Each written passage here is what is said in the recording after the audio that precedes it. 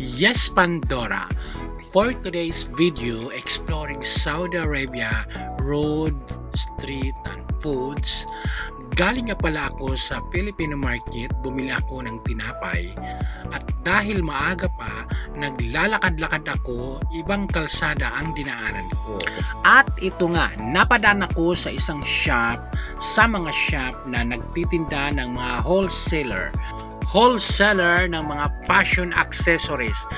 Yes, Pandora. Mga fashion accessories na iba-ibang design.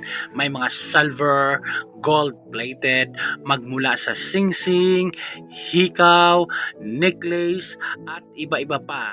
Ito ay napakaganda. Pero ito ay mga fashion accessories lang na mga pambabae. Maganda ito siya pampasalubong.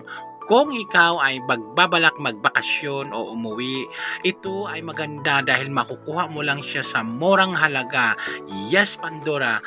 At ang sabi ng salesman, pwede kang bumili ng assorted in 1 dozen, wholesale ang ibigay nilang prices. Kung ikaw ay mahilig sa fashion accessories, ito ay pwedeng pang regalo, pampasalubong, at pwede mo ring pang negosyo. Pumunta ka lang dito sa Old Bata, sa likod ng Nesto Supermarket, dito sa may Old Bata, Riyadh, Saudi Arabia. Sa likod nito, ang dami-daming mga wholesale shop. Sa susunod kong video, ipapakita ko ang iba-iba pang mga anik-anik at mga abubot. May nakita din akong mga dusi-dusi ng mga relo, mga shampoo, at mga pabango, at kung ano-ano pa, mga makeup, lahat magmula sa mga cosmetics, perfume, fashion accessories, basta ang dami.